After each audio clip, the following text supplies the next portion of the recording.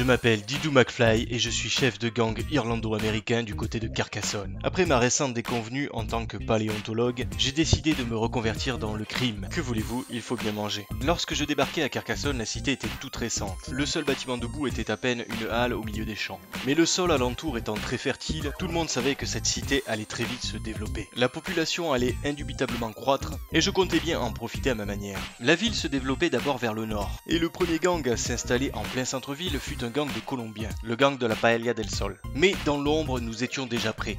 Malgré mon patronyme à consonance écossaise, je manageais un petit groupe de joyeuderies irlandais, adeptes de la gâchette et de raquettes en tout genre. Nous arrivâmes bien plus fort que les Colombiens en occupant directement 2 quartiers. La ville était florissante et nous prospérions sans cesse. La croissance effrénée de Carcassonne attira vite d'autres convoitises, à commencer par celle de la mafia russe, mais nous étions et de loin les plus présents et les plus forts. L'ombre du trèfle planait sur Carcassonne. Rendez-vous compte, nous étions 4 fois plus nombreux que les Russes ou même les Colombiens.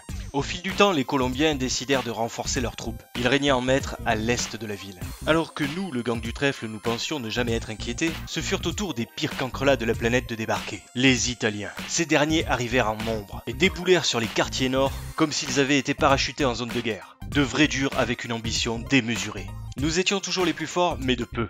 La ville était vraiment gangrénée par les bandes organisées. La terreur était palpable. Le citoyen lambda ne sortait jamais une fois le soleil couché. Des crapules sans foi ni loi de tous horizons arpentaient les rues de la ville. Cela n'empêcha pas la ville de continuer à s'agrandir. Chacune de nos bandes ayant sa propre structure en BTP, nous participions d'ailleurs activement à la croissance de la cité.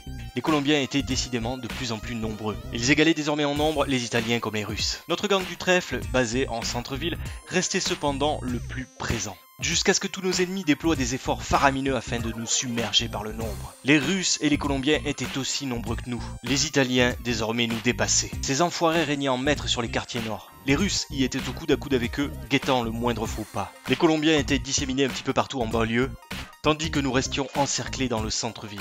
Cela ne pouvait plus durer. Il fallait absolument que nous réagissions. Les Russes commençaient à s'étendre vers le sud. Si cela continuait ainsi, nous finirions véritablement encerclés par l'ennemi. Mon gang avait vraiment démarré en trombe dans cette ville, mais désormais nous étions les cibles.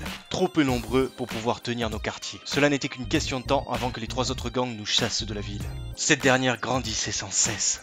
C'était à se demander si elle aurait véritablement une fin. Les Colombiens étaient décidément de plus en plus nombreux en bordure de la ville. Tout le sud-ouest était à eux. Leur commerce était florissant et ils étaient inarrêtables.